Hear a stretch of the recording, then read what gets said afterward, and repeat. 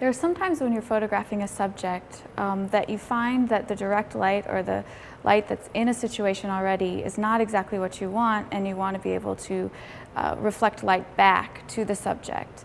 Today we're going to talk about how you can do that using white foam core. White foam core is a simple foam material that you can find at Michael's or a fabric store or some art supply stores. It's relatively lightweight, so it's easy to hold and to position in different locations in order to, again, reflect light back to the subject. You could use the foam core as a straight piece like this, or you could actually take it and make cuts in it called scores that would allow you to curve the foam core and reflect light in a more specific way. So for example, what we did with this one is we actually made cuts on the back side of the foam core that don't actually go all the way through the foam core, but allow you to then curve it and then reflect light in this manner. Here we have a white foam core sheet that's flat, and we're going to use it to fill light into the scene on this side of the subject. Without it, we have a main light here and a subject, and the light is shining directly in this direction, and you can see that there's a dark area on this side of our bust. In this case, we might decide that we want to have some fill light here, so we can use our foam core reflector. And you might do a little bit of experimentation to see where the best location of it is in terms of trying to bounce light back. Also keep in mind as you're doing this, not to get this in the frame, because it's an easy thing to do when you're paying too much attention to the subject and the other light. So you would work to try to fill that light in. The next thing we can do with the flat white piece of foam core is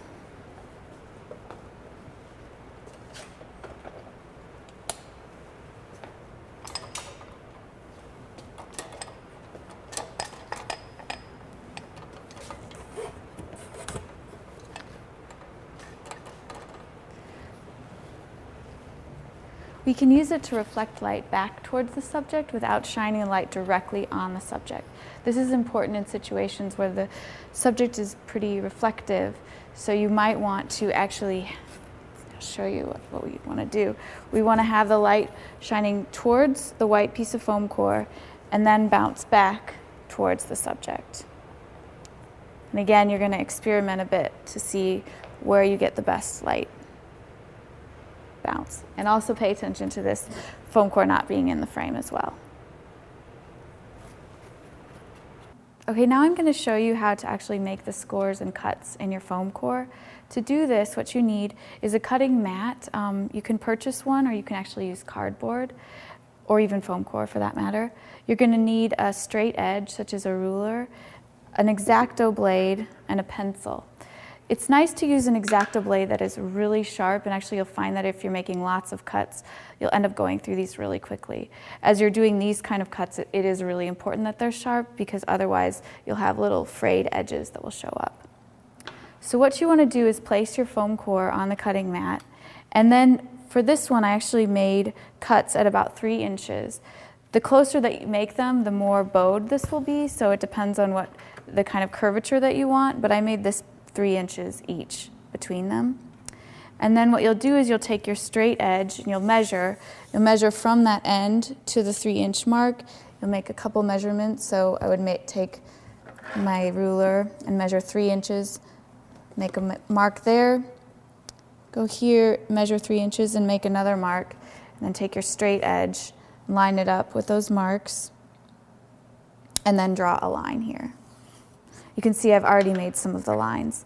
After you draw the lines, what you want to do is use your exacto blade to make a first cut.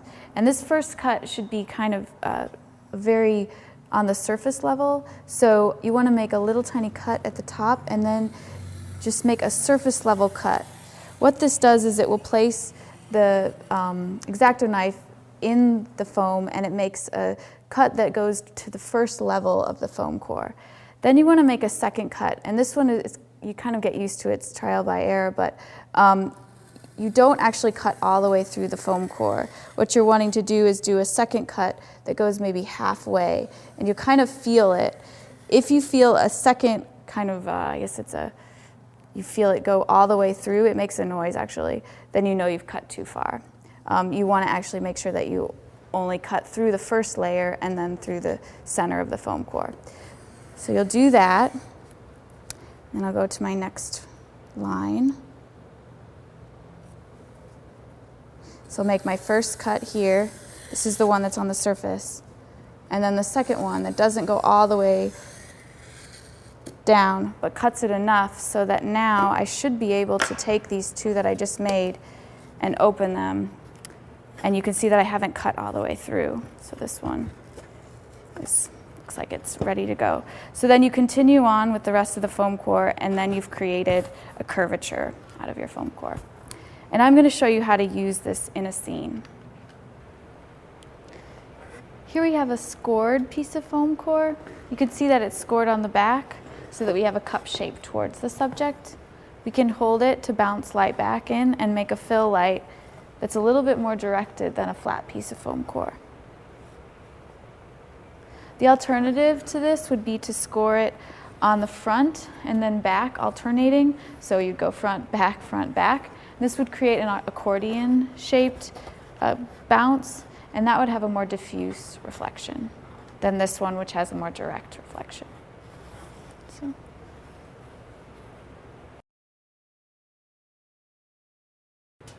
To cover the board with aluminum, you should consider using heavy-duty aluminum foil. It's much more durable, and thus when you crinkle it, it won't have as much tendency to tear. You could choose to use your aluminum as is if you don't want it as a diffuse of a reflection, but we're going to crumple it because that will have a more soft reflection.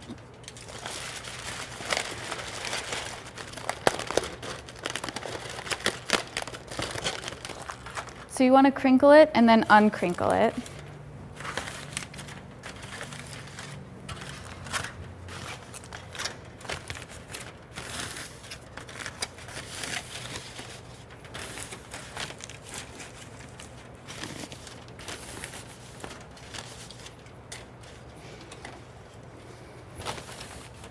Next, you have to attach it to the foam core. Make sure that you attach it on the inner side of the curve, so your cuts are on the outside.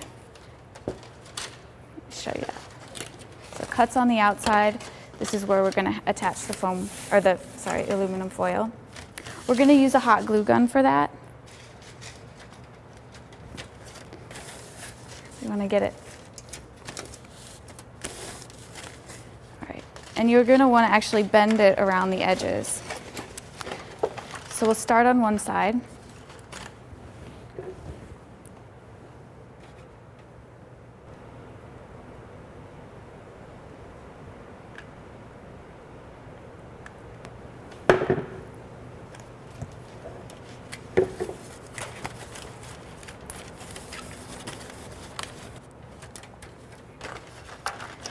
To figure out where you're going to glue the other side, make the curve so you'll know where to attach it on this end.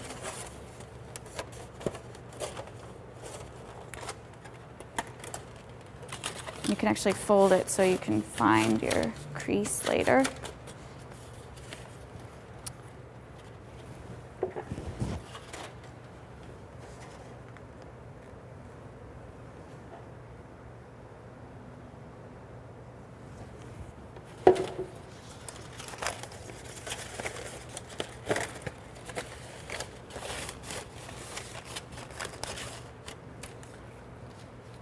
Hold it down until it dries. And once it's dried, you can finish off your edges so that it's a bit cleaner. You can fold this over. So in the end,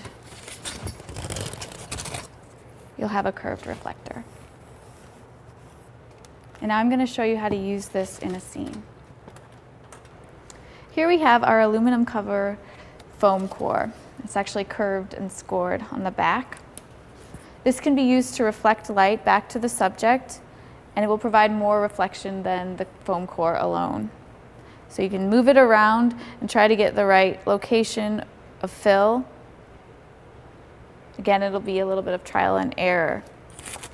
A note about this scene, we have one main subject here, a main light that's focused directly onto the subject, and then when we bring in this, we have a reflector bouncing light back.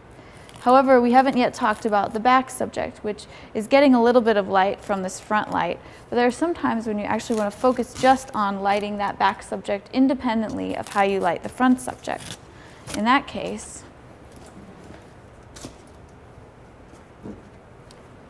you might want to absorb the light that's coming from this main light so that it doesn't hit the back subject. So you can see right now there's a bit of light hitting the back subject. If I take a piece of black foam core and I block the light from hitting that back subject, you can see that my front subject still has all of the light that we need on it, but my back subject is dark. We could choose to leave the back subject dark, or we could add in a light that's specific to that subject. Here's before, and then after.